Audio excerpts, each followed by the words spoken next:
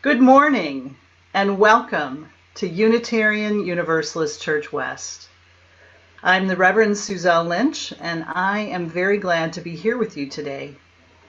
UU Church West is a place where people from a broad diversity of identities and beliefs gather to grow in spirit and in action. No matter where you are on your life journey or your spiritual path, we open our arms to you today as we spend this hour in community. If you're joining us for the very first time, we hope you'll reach out by sending a message to visitor@uucw.org. We'd love to connect with you, learn about you, and help you connect with this beautiful community. Being part of church online might feel a little strange, but I assure you this church would love to have you take part in our services and activity and in the circle of friendship and connection. I'd also like to let everyone who's listening know that next Sunday, October 4th, in addition to our live stream service, we'll meet outdoors in person on our church grounds in Brookfield for a service. There will be options for you to bring your own lawn chair and sit in socially distanced groups, and an option for people who prefer to listen to the service from their cars. Masks will be required, of course, and the service honoring the 250th birthday of Universalism in America will be crafted to appeal to people of all ages. We hope that you'll join us, whether in person or via live stream. So let me introduce you now to the team that's leading the service this morning. Dave Cicero, our Director of Lifespan Religious Education, is here. And our music has been coordinated and provided by Ruben P. Reinen, our music director, with help from Jennifer Nicolosi, our lead music director, and with our special musical guests, the Bronzeville Divas. You'll hear more about this quartet of amazing singers a little bit later. Behind the scenes, we have Kelly Bognar, our publications coordinator, who always does a great job managing the complicated technology that makes our services possible. Well, also with us today are two very special guests. The first is Lynn Broadus, a longtime member of our congregation who now lives in Minneapolis. It's really great to have you with us, Lynn. Welcome back. Our second special guest is someone who is important and dear to Lynn and also to me. He's calling himself Brad the Dad. Brad is our featured speaker this morning, and it is a great pleasure to be able to share his thoughts with you here in our community. So with no more ado, let's kindle the flame in our chalice and bring to life the symbol of our Unitarian Universalist faith. Thank you. If you have a home chalice with you, I invite you to light it now and then join me in our chalice lighting words. They've been shared in the order of service that went out earlier this week.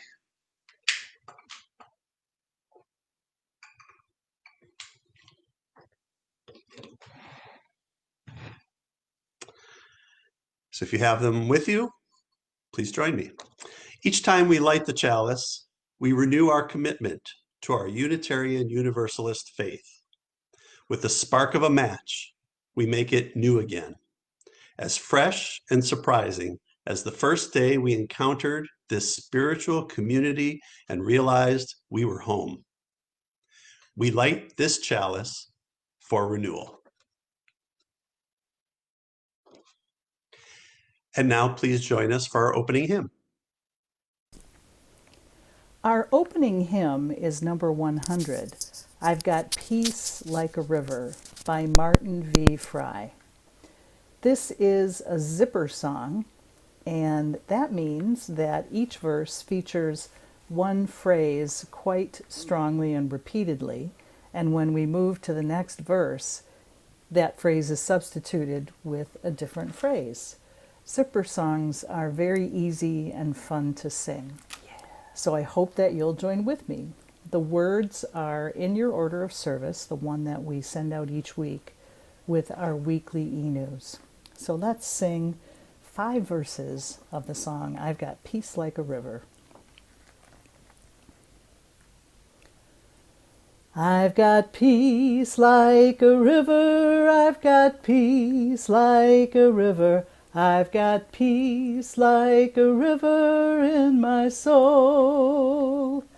I've got peace like a river, I've got peace like a river, I've got peace like a river in my soul. In my soul. I've got joy like a fountain, I've got joy like a fountain, I've got joy like a fountain in my soul. I've got joy like a fountain, I've got joy like a fountain, I've got joy like a fountain in my soul. In my soul. I've got love like an ocean, I've got love like an ocean, I've got love like an ocean in my soul. I've got love like an ocean, I've got love like an ocean, I've got love like an ocean in my soul. In my soul. I've got pain like an arrow, I've got pain like an arrow, I've got pain like an arrow in my soul. I've got pain like an arrow, I've got pain like an arrow, I've got pain like an arrow in my soul. In my soul. I've got strength like a mountain, I've got strength like a mountain, I've got strength like a mountain in my soul.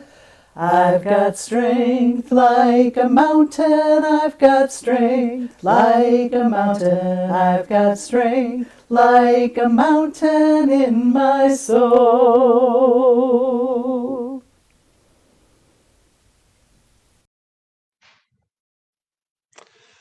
Good morning.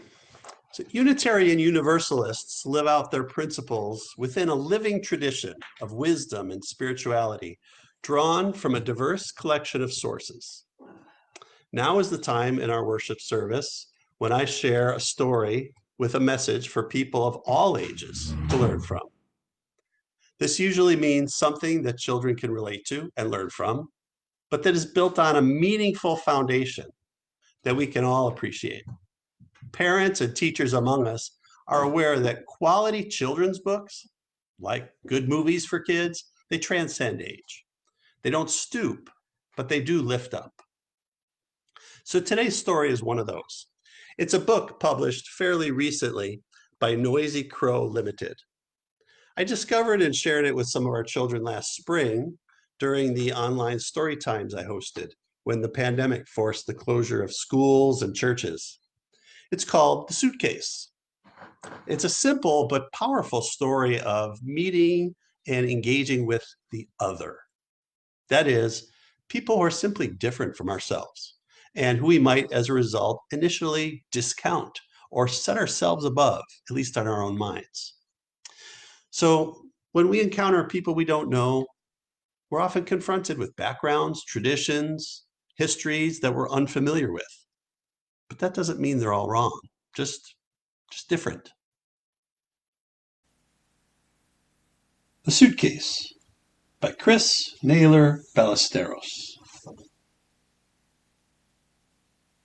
A strange animal arrived one day, looking dusty, tired, sad, and frightened. He was pulling a big suitcase.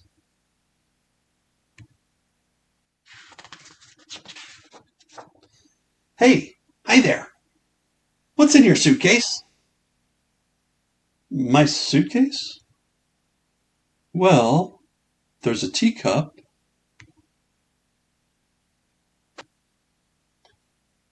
A teacup? That's a big suitcase for a little teacup. Yes, I suppose it is. But there's a table for my teacup and a wooden chair for me to sit on too. There's a table and a chair in your suitcase? Impossible. Well, it's his suitcase. But a table and a chair? Really? Yes. And there's a little kitchen in a wooden cabin where I make my tea. That's my home. It's on a hillside surrounded by trees, and on a clear day, you can see the sea.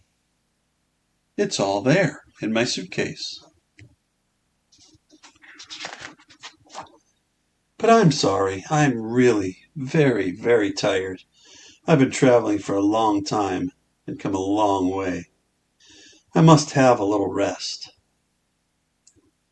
What a strange animal. I've never seen anything like him before. Neither have I.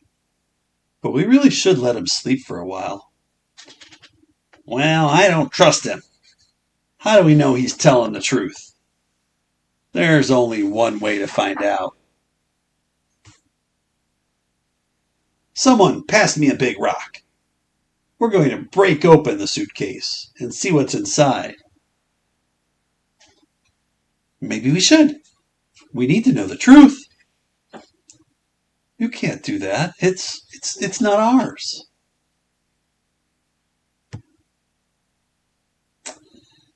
But in no time at all, the suitcase was open.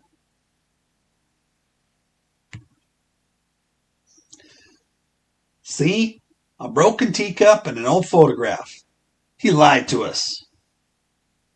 Well, no, he did say there was a teacup. Yes, and now his suitcase is broken too. What will he think of us? Meanwhile, the sleeping stranger dreamed about running away and hiding, about climbing over mountains and swimming across deep waters. And he dreamed about his suitcase and all that he had inside it. When he finally woke up, he couldn't believe what the other animals had done.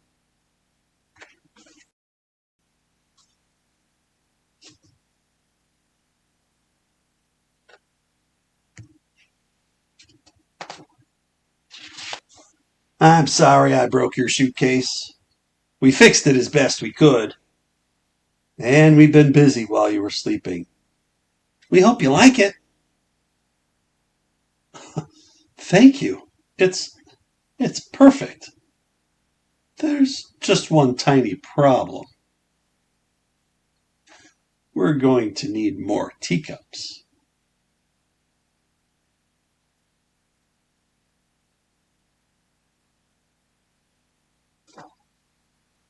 The end.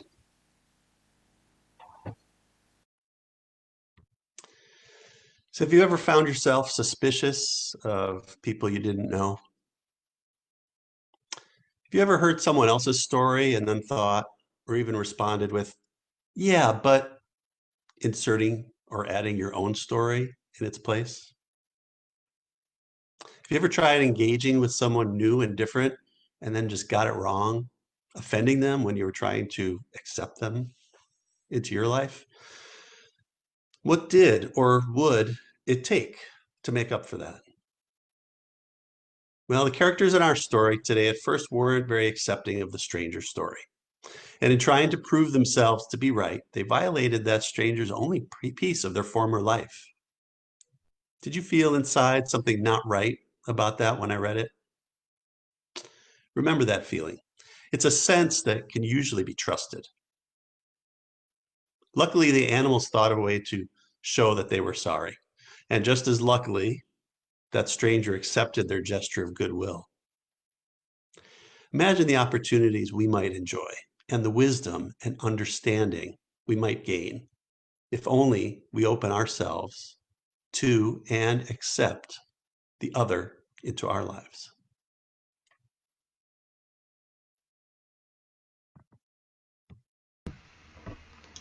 Thank you, Dave. I'd like to introduce our special musical guests, the Bronzeville Divas. They are a versatile vocal quartet featuring 3 sopranos, Cynthia Cobb, Raven Dockery, and Crystal Drake, and contralto Sherry Williams Pennell. The Bronzeville Divas perform music from a variety of genres, and they endeavor to honor their African American heritage and the history of Bronzeville, Milwaukee through musical and theatrical performances. As some of you know, the Bronzeville Cultural and Entertainment District was the primary African American economic and social hub of Milwaukee from the early 1900s to the 1960s. Bronzeville brought people of all ethnicities together to celebrate African American culture, highlighting jazz, blues, and the arts. But this vibrant neighborhood was destroyed after Congress passed the Housing Act of 1949, and the city of Milwaukee targeted rundown housing in Bronzeville for redevelopment. At the same time, Interstate 43 was built directly through the heart of the neighborhood, and more than 8,000 homes were demolished and the residents scattered. Today, Bronzeville is alive again with commerce in African American owned businesses that line Martin Luther King Drive, and the neighborhood hosts festivals that celebrate its strong roots of jazz and the arts. And of course, the Bronzeville Divas offer their beauty as well. So let's hear from them now.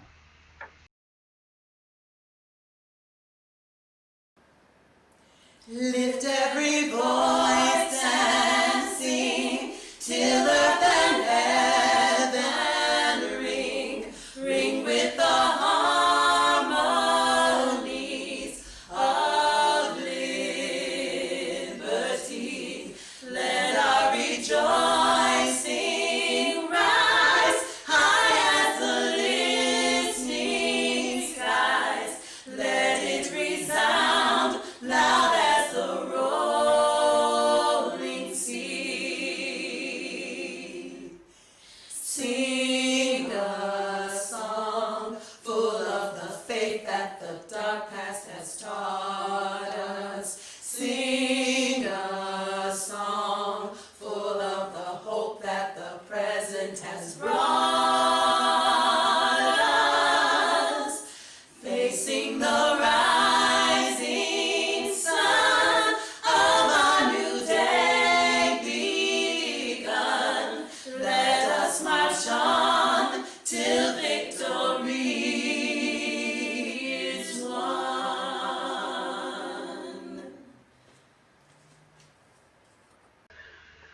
Many thanks to the Bronzeville Divas. I'd like to invite you now into a time of meditation and prayer with words adapted from my colleague, the Reverend Christopher Schmidt. But before that, I just want to say that this is an extraordinarily difficult time in our broader culture and in the hearts of many of us. The run-up to the election is full of tension and conflict and fear, which all of us feel and many of us carry like a burden on our backs. We also know in our hearts the struggles that are happening around the non-charging of the police officers who entered the home of Breonna Taylor and killed her without even looking side to side to see what was happening. There is great unrest in Louisville, and our First Unitarian Church there has been a sanctuary for those who are protesting. So we hold those incidents in our hearts. And also this past week, our Unitarian Universalist Association lost a very bright light and a powerful fighter for justice in the person of Elandria Williams, who was co-moderator of our Unitarian Universalist Association Board of Trustees, who from 2017 to 2020. Elandria was only 40 years old, a community activist and co-founder of Black Lives Matter in Knoxville, Tennessee. And she was a powerful, powerful voice for change and for justice within our Unitarian Universalist movement, as well as just an amazing, loving, energetic, caring human being. And so our movement is grieving the loss of Alandria Williams. So as we hold all of those things, I invite you to listen to these words, this prayer from Christopher Schmidt. Spirit of life and love, Spirit breathing in us and through us and all around us, reaching out from each one of us to touch any who are with us in person and to touch all beings across our beautiful community and our planet. Spirit of life and love, be with us now as people suffer, as parents grieve, as violence rages. Be with us who feel the tension, the pain of loss, those of us who feel anger at injustice. Be with those who are oppressed. Be with the oppressor to change their heart. For we know that we are all joined in one humanity, though we are different, though we experience the waves of culture, the tensions, the violence, the grieving, the loss, the joy, and the sadness. Though we experience these things differently, we are joined. We are one. Help us remember the hope we've had, the hope we have, and the hope that we will have. Help us remember joy, feel its echo in the midst of sadness.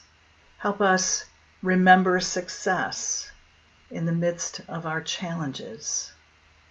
Help us hold on to the threads of goodness in the midst of all that feels so stressed, so evil, so full of struggle and hurt.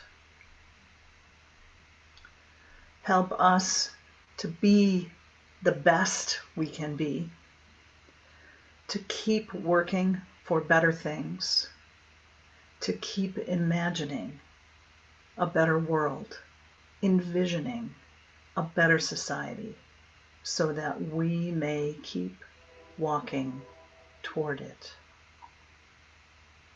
In the silence, I invite you to hold all that is happening in your life. Hold what is happening in our wider world. And hold yourself in that webworks of hope and love and caring that our community has for you. We pause for just a moment in silence.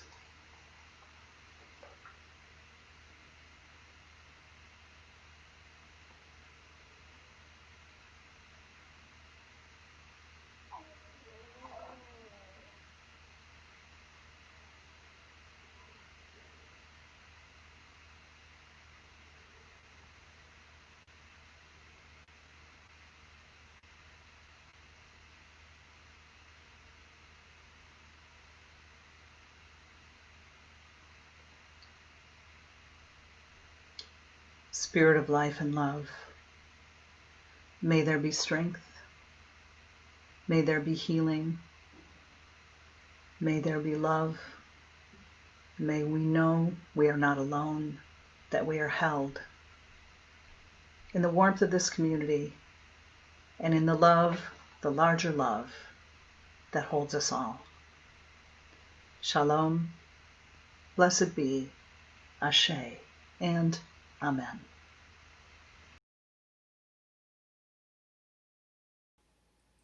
Oh, I've been so busy working for the kingdom. Been so busy working for the kingdom. Been so busy working for the kingdom. Ain't got time to die. Oh, I've been so busy working for the kingdom. Been so busy working for the kingdom. Been so busy working for the kingdom.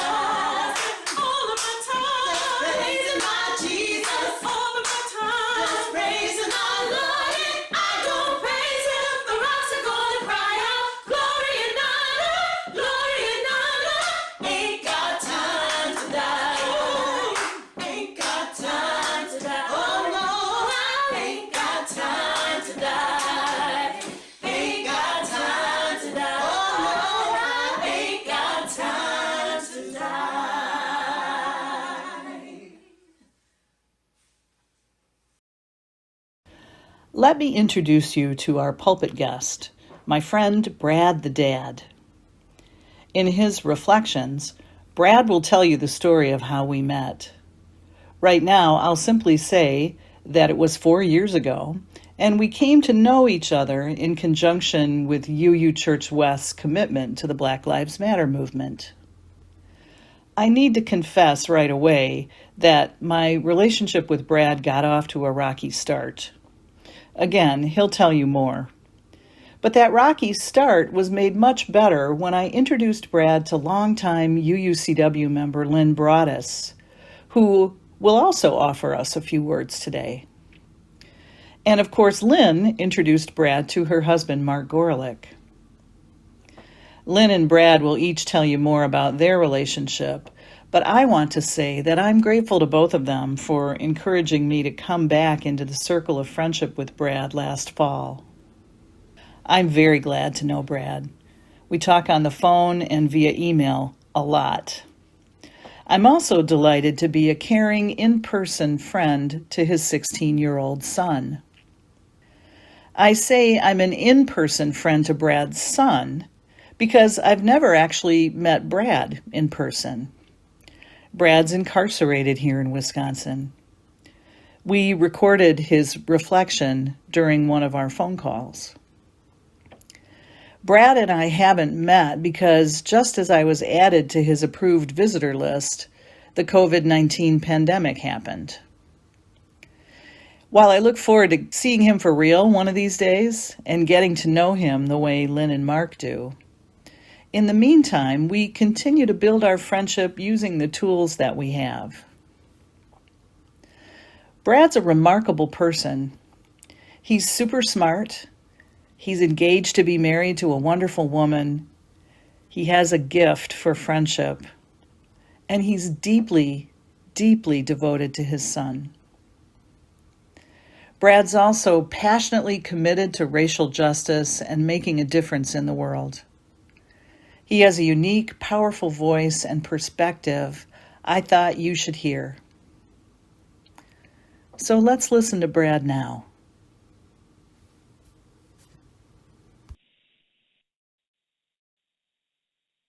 Picture a child born to a single mother who was victimized by an addiction to crack cocaine and alcohol. Her every waking moment is consumed by an incessant hunger and search for the next high. She has utter disregard for her child. In fact, his very existence is a nuisance because his basic needs are at war with the merciless enemy, crack, and only one desire can be fulfilled. The child loses every time. And there is no father. Because of her addiction, there are often no lights, heat, or hot water, food, clean clothes, structure, or rules. No care for the child, love, attention, or affection. There's only crack smoke, empty beer cans, and strange men coming and going all times of the day and night. If the child cries from hunger or lack of sleep, he's fed punches to the face to shut him up. And the beatings are worse if mom is drunk and frustrated because there's no money for crack and nothing left in the house to sell for it. Now picture your mother being beat until her eyes are swollen shut and you're helplessly screaming, "Get off my mama." And every time it's over, she beats you as a punishment for the men who abuse her. And picture this child not learning to read until 9 years old. Picture the bite of cold, hard steel around his tiny wrist at 9 years old, the loneliness, fear, confusion, and sadness at being locked in a jail cell, strictly for trying to protect and earn the love of his mother. He wanted to be Superman, dream of being a lawyer or a policeman, dreamed of his mother loving him and his daddy being home. Instead, he's made a ward of the state and thrown into an empty cell and left alone to cry for many nights. So many nights, in fact, he swore he'd never cry again. Now, honestly ask yourself, what possible future could this child truly have? What is the realistic trajectory of this child's life? Would it surprise anyone if this child answered the call of the most basic human instinct, self-preservation, and took to the streets of the ghetto, which is Black America's Chinese sweatshops, to fend for himself? Would it really surprise anyone if this child later landed in adult prison? We are all aware of the statistics concerning fatherless black children born in poverty to single, uneducated black mothers. Now compound those statistics with these facts. There are 19,502 incorporated cities in America, and this child just happens to live in the single most racially segregated city in America. And of the 50 states in America, this child just happens to live in the one that incarcerates the largest percentage of this black population. And of the thousands zip codes in America, this child just happens to grow up in what has been reported as the single worst zip code in America for black youth. Again, should the demise of this child really, truly surprise anyone? So imagine the surprise of this child, who's an adult now, in a prison cell in 2016, watching a crowd of black and white people marching through the streets on television professing Black Lives Matter. I was beyond shocked. I was borderline appalled and offended. I thought it was some kind of hoax. I've been black all my life, and my life has never mattered. The lives of the little black boys and little black girls who live the same nightmare in the ghetto as me has never mattered. And my son, whose life I would have given my life to save, hadn't mattered to anyone.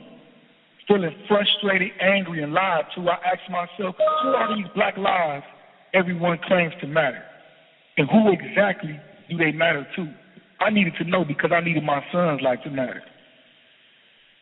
I had seen Suzelle in the Unitarian Universalist Church West on TV, so I wrote to her. I posed the same questions to her and asked her if it was only the dead black lives that mattered. I pointed out that seemingly people only came to get involved over the unjust death of black people. But it would make much more sense to put some of that time and energy into helping the black men, women, and children who are alive. We began writing back and forth. I told her about my concerns for my son and how I needed help to keep his dreams and aspirations alive. It was all about him, and it still is. She helped by putting money on the phone account so my son and I could talk more. We were working on transportation for visitation when suddenly I received the most hurtful and insulting letter in my life from her. See, Suzelle talked to some people on the committee at the church about me to see if more help than hers alone could be offered. Those people wanted to know why I was in prison. Someone asked, was I a rapist? What? That is the most racist Reconstruction era typical accusation branded on black men by white men to justify lynching them. I was highly upset, to put it mildly. The committee people wanted to know if I was a scammer. And the only way I could vindicate myself of these vile accusations was upon the word of another white person, some prison official or social worker. Now, these people didn't know me or didn't care to know me, didn't ask me if they could speak with me or meet me or my son. No, eerily reminiscent of slave culture and a true example of unconscious bias, they were only interested in speaking with another white person about me who, in their mind, will reveal the true hidden content of my character, since in their eyes, I lacked the human qualifications to do so. I felt supremely insulted and disrespected because I have dealt with racism for all of my life, and I'm fully aware of the implicit and explicit racist mind. I plan to cut all ties with Suzelle. Then in her wisdom, she introduced me to Lynn Broadus. And Lynn came into my life like a team of builders on Extreme Makeover Home Edition. After our first letters getting to know each other's politics and social stances, she brought my son to see me. Shortly thereafter, she shared with me that a close friend of hers had died in Angola prison, and the prison officials were responding to her inquiries. So I researched Louisiana state law and drafted an official petition to the medical examiner and explained to Lynn how to file it. Long story short, we received a death report. Lynn expressed she had actual law students from Harvard, I believe, try to get the same information, but they were unsuccessful. She was genuinely impressed and intrigued with my knowledge and ability.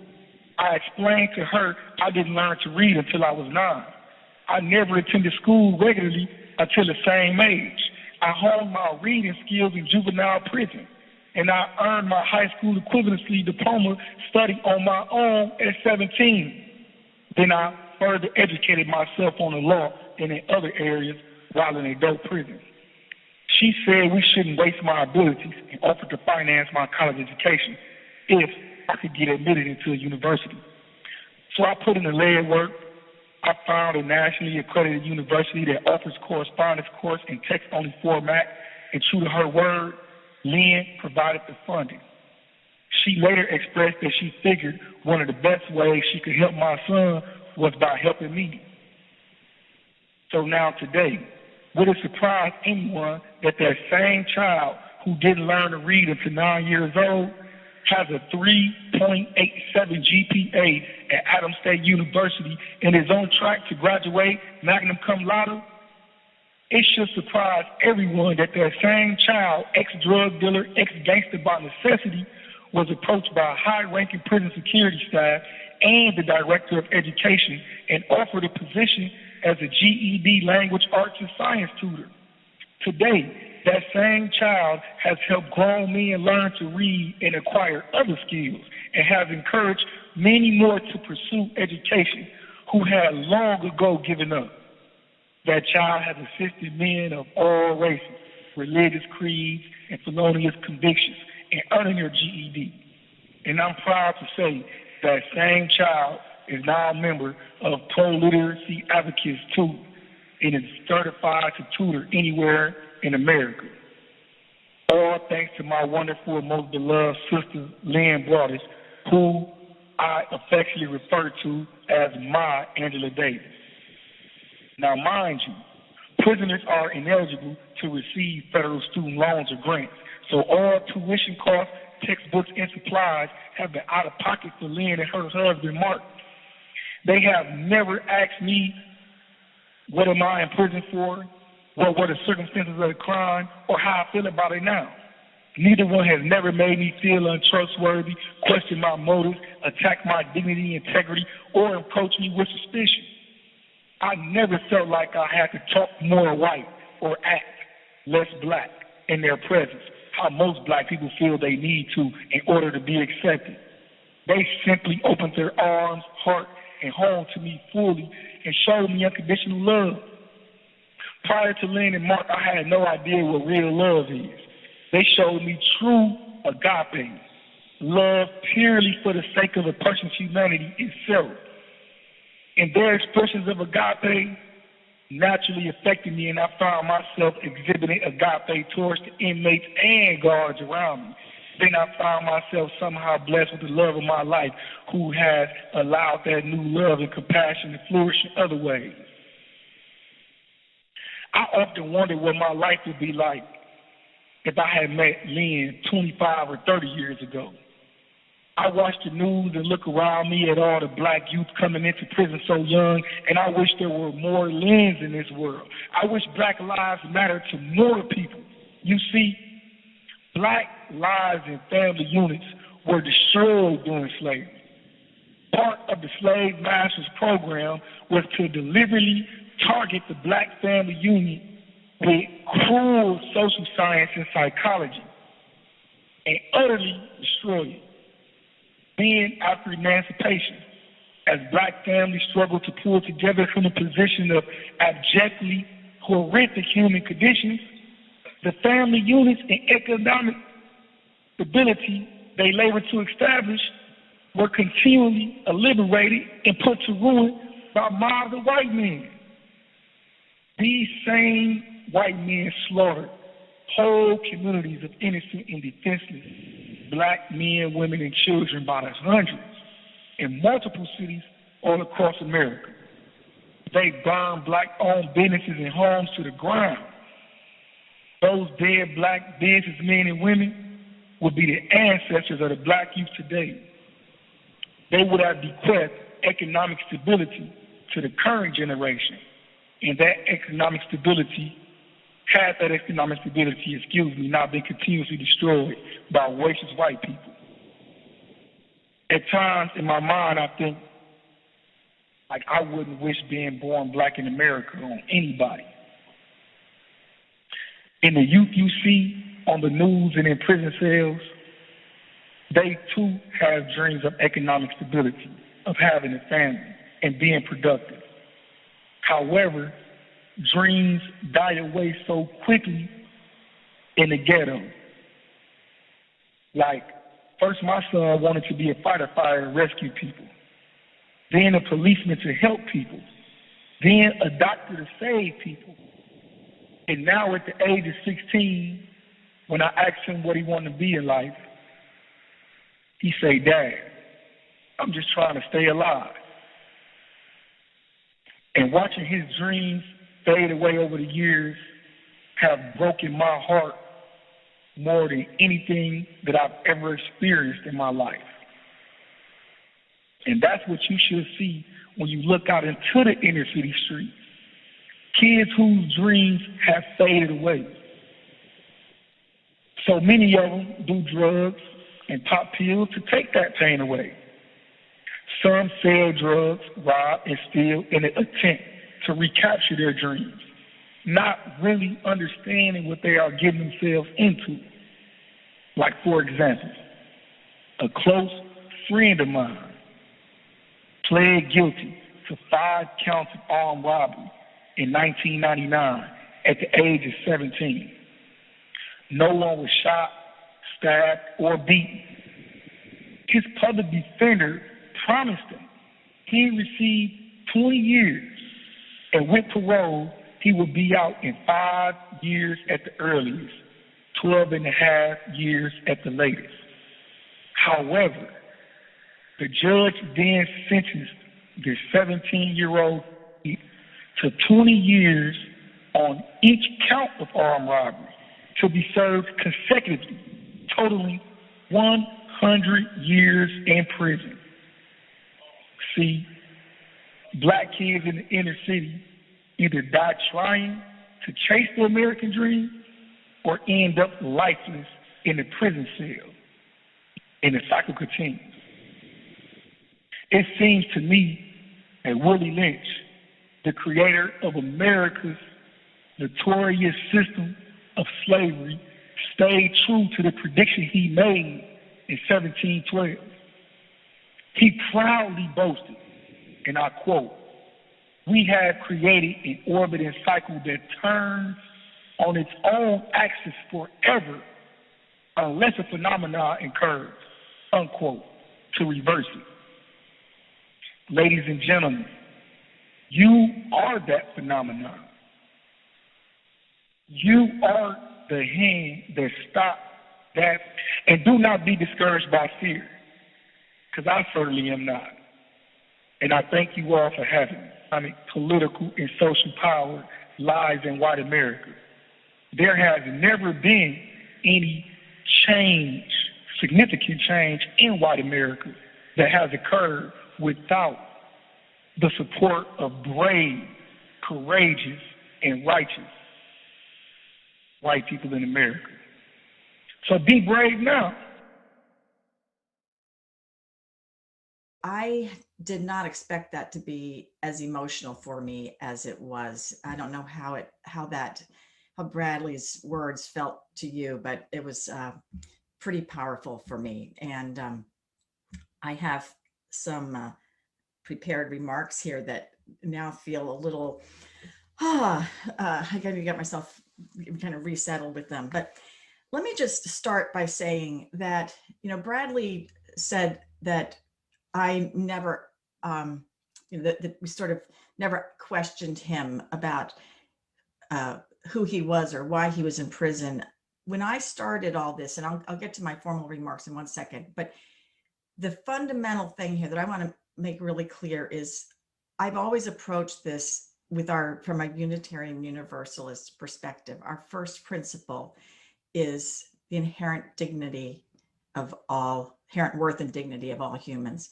And that includes people who are incarcerated, people who are different from us. And that, as my guiding principle, has uh, uh, welcomed me and opened this pathway up for me. But anyway, I certainly wish that Bradley could have been with us in real time, but he's not allowed access to the internet and he can't predict his access to the telephone. So getting him here in this way was a small miracle, and it took a lot of work on Suzelle and Bradley's part. And thank you to both of them. As you can see, Bradley is a force of nature.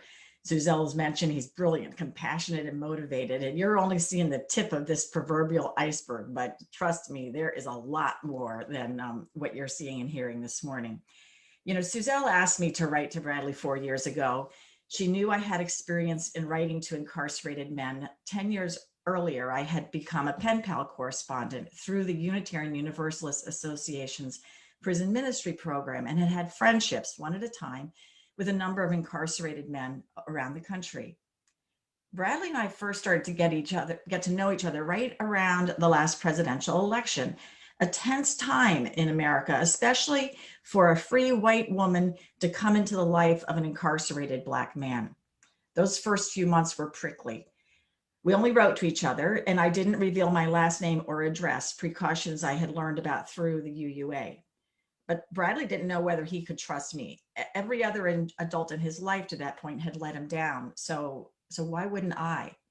And I was wary of overcommitting. I was under tremendous stress at home. Just as I was introduced to Bradley, Mark, my husband, had a professional opportunity pulling him to Minneapolis. That put me in the project manager's seat for overseeing our move on top of my already busy life. My heart was breaking over leaving Wisconsin. And on top of this, I was worried that Bradley would see our move as yet another abandonment in his life. But as the months went by, I was able to prove to him that my move didn't mean I was leaving him. Slowly but surely, we each let go of our protective barriers and worked our way into each other's lives. Early in our relationship, he started to call me Superwoman, which I needed to put a quick stop to. I am not Superwoman, and I didn't want to be held to that expectation, and I told him so. But what I could promise was that as long as it was under my control, I wouldn't go away. I was there for him. That simple pledge was my gift. One thing I want to be really clear about, my relationship with Bradley or with any other incarcerated individual for that matter is not an act of charity. It's a relationship, a friendship from which we both benefit. In addition to being my friend, Bradley has given me a front row seat to what it's like to be Black and poor in America. Through the years, I've read piles of books, watched movies, gone to museums, attended rallies, all of the things that good UUs do. But none of those are the same as having a close friend who's living these stresses. Through my incarcerated friends, I've had a window into our so-called justice system and life in prison. Perhaps more importantly, though I can't follow Bradley any farther than the visitor's room at his facility, and these days he can't even have visitors, I serve as an outside witness to what goes on behind prison walls. Correctional officers don't wear body cams. More than once, I've played the role of the educated white lady contacting prison officials on Bradley's behalf. Letting them know that someone on the outside is paying attention makes a difference. Think of having a loved one in a hospital or a nursing home. We all know the importance of having a family member there as an advocate or a friend there as an advocate. Prisoners are locked up and forgotten about, and there are no checks and balances in the system. My first incarcerated friend, the late Kelly Davis of Angola, Louisiana, whom Bradley mentioned, once wrote to me that he felt like if he looked into a mirror, he wouldn't even see his own reflection. That's how invisible, that's how forgotten he was. And I should note, he didn't have a mirror. They're not allowed in prisons. Bradley and I often muse about our relationship. What exactly is it? He's not my son, though I'm older than his biological mother. I've come to think of myself as the big sister in his life, which fits with him calling me Sista. You heard that. It's a term he doesn't use lightly and which I consider to be a great honor. I had a belly laugh about a story Bradley told me after our last in-person visit 10 months ago. Mark and I joined him in the cinder block visitors room, along with lots of other prisoners and their families. As he was being checked back into the bowels of the prison, one of the correctional officers asked him, "Who are those people visiting with you?" We apparently stood out as different in the officer's eyes. I love Bradley's quick-witted response. He said, people, they're my family. And that was the best compliment ever. So I am just overjoyed that you have gotten a chance to meet Bradley, and I hope that you hear his call and his request and think about what that means to you, and how you too can be a witness to and a part of what is the daily life of so many Black Americans. Thank you very much. Thank you, Lynn. I'm so glad you're with us today, too. And I just want to say thank you to you. Last fall, I was in Minneapolis for the Black Lives of UU Harper Jordan History Symposium. And Lynn and Mark opened their home to me to stay while I was attending these sessions. And Lynn and Brad used to have, maybe you still do, a regular Saturday morning phone call. And Lynn hands me the phone, like, hey, don't you want to talk to Brad? Actually, Brad wanted to talk to me too, because I was there. And hearing his voice and being there with Lynn, everything shifted for me. And that's when Brad and I got back into relationship with each other, and even more so after the first of the year. And we've been in really close touch since then. He is someone who is so committed to making a difference in the world, not just for himself and his son, but he's an amazing mentor and just a compassionate friend to a whole lot of guys behind bars.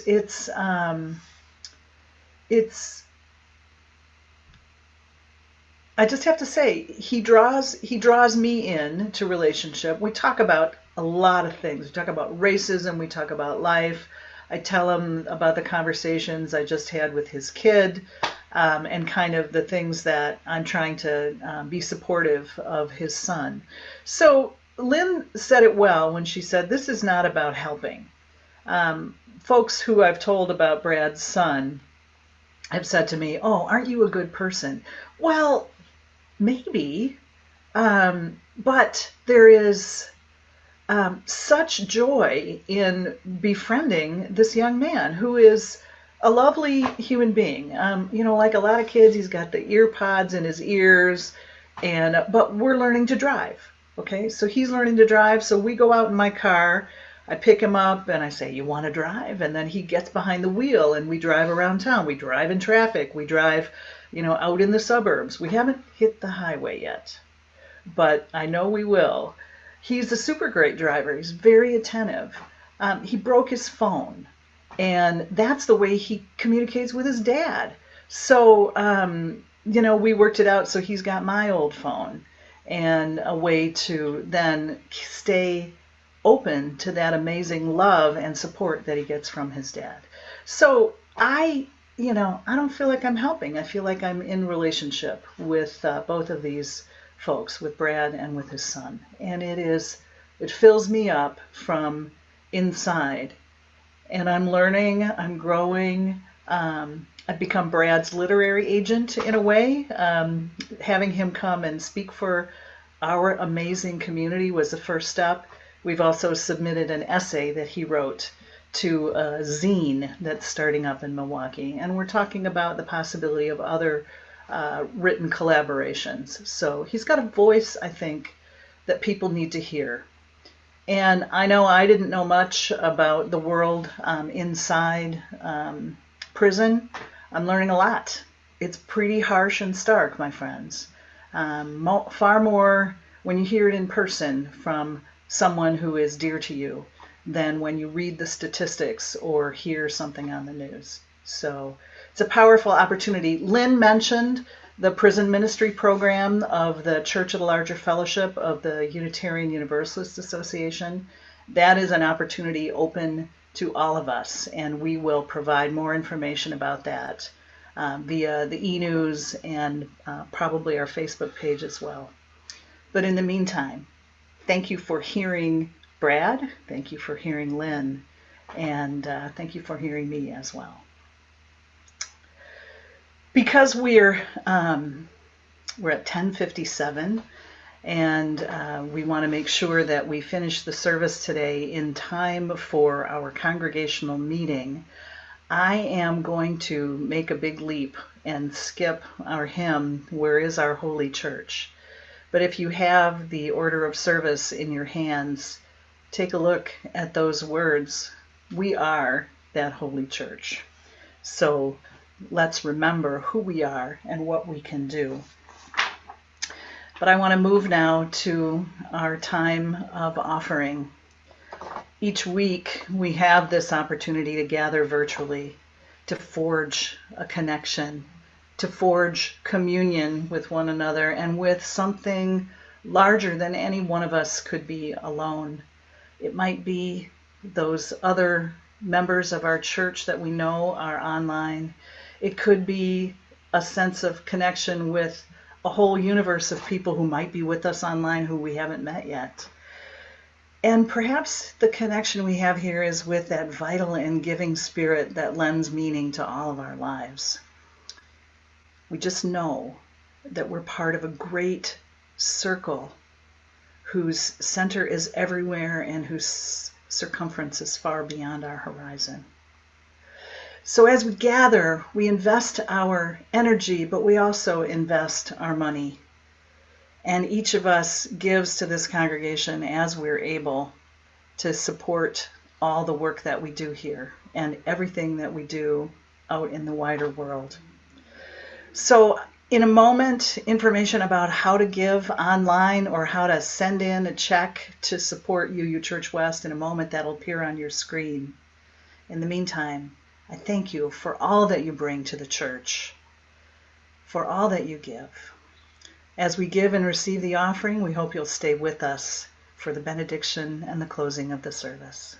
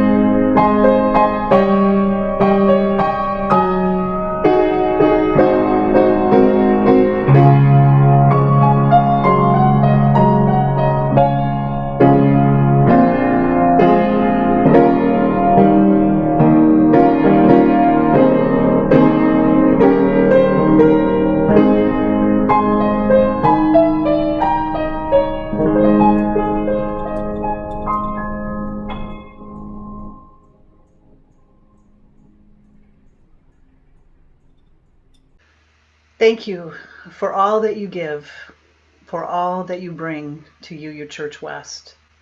Whether you're a longtime member here or whether you're just here for the first time today, we invite you to be always present in the power and the beauty and the strength that is this community. And we're grateful for your energy and your caring. As we close, I just want to say that, like my friend Brad, I believe that we are the phenomenon needed to change our society. He says to us, be brave. Be brave. Be brave now. Don't wait till another Black life is lost. I hope that you'll follow his invitation. I know that I will. Shalom, blessed be, Ashe, and Amen.